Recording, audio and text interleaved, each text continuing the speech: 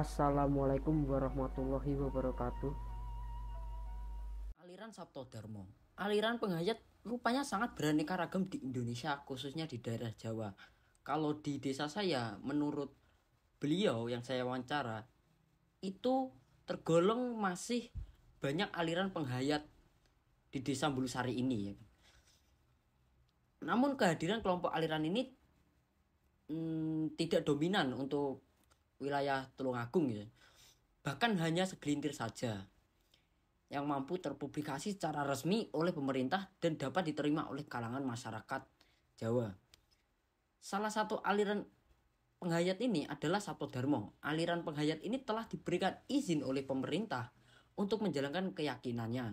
Kemudian jika mengkaji dari sejarah munculnya Saptodharma pada 16 Desember 1964 di Pare, Kediri, kemudian dipindahkan ke pusat yaitu di Yogyakarta, penerimaan Saptodharma terjadi tidak langsung sekaligus dan berangsur-angsur, yang dipelopori oleh seorang laki-laki yang bernama Harjosepuro.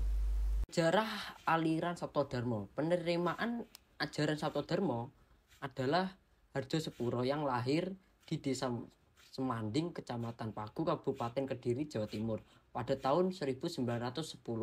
Harjosepuro yang sehari-hari bekerja sebagai tukang cukur menerima wahyu pertama mengenai ajaran aliran kerohanian ini pada tanggal 27 Desember 1952. Proses penerimaan wahyu tersebut ketika beliau tidur yang kemudian badannya bergerak sendiri dengan posisi duduk sambil bersedekap menghadap ke arah timur sambil mengucapkan lafal Jawa yang maha suci, sujud yang maha kuasa sebanyak 3 kali.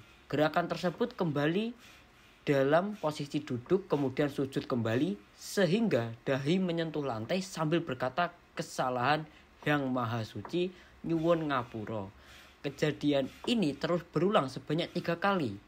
Wahyu sujud tersebut bertepatan pada hari Jumat Wage pukul 1 sampai 5 WIB.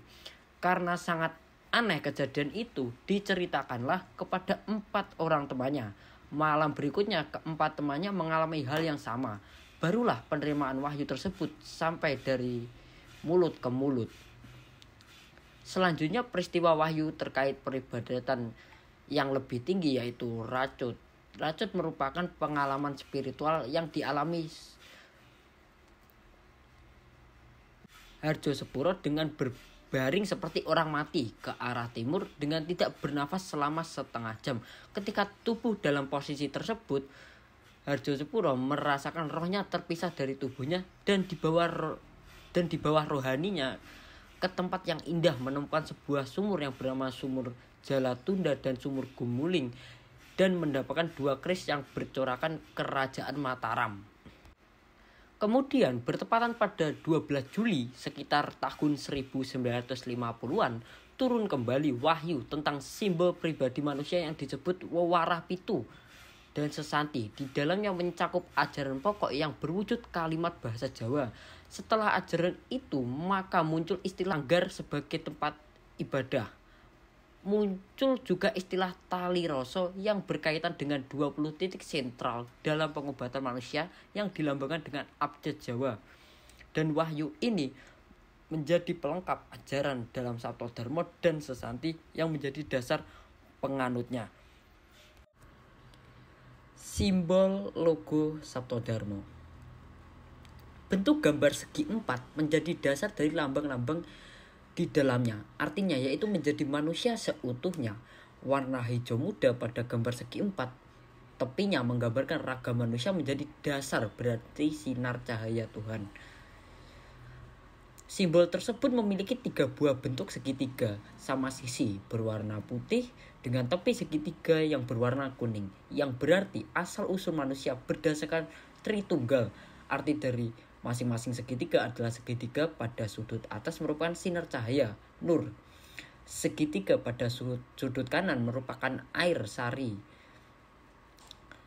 Sedangkan segitiga pada sudut kiri merupakan air sarinya ibu. Ketiga Simbol segitiga tersebut apabila digabungkan akan memiliki 9 sudut yang menunjukkan bahwa manusia memiliki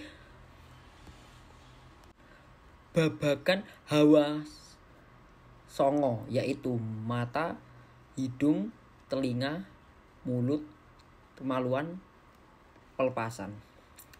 Jika dijumlah, mereka itu ada 9. 4 warna sabuk lingkaran yang berbeda, yakni berwarna hitam, berlambangkan nafsu laumawah, merah nafsu amarah, kuning melambangkan nafsu sawiyah, putih adalah lambang nafsu mutmainah. Gambar semar yang menutupi lingkaran berwarna putih menunjukkan ubun-ubun manusia yang berada dalam keadaan tertutup, sedangkan gambar semar menunjukkan budi luhur yang diharapkan mampu ditiru oleh warga Saptodharma. Gambar semar yang menunjukkan dengan telunjuk tangan kanan menunjukkan kepada manusia bahwa yang wajib disembah hanyalah satu, yaitu Tuhan yang Maha Kuasa. Sedangkan tangan kirinya yang menggenggam menggambarkan bahwa telah memiliki keluhuran. Pada simbol Saptodharma terdapat tulisan huruf Jawa yang berfungsi untuk memberi petunjuk bahwa manusia memiliki nafsu, budi, dan pekerti yang baik maupun yang asor. Simbol huruf Jawa tersebut berdasarkan warna hijau yang bertujuan agar warga Saptodharma berusaha mencapai nafsu, budi, dan pekerti yang luhur.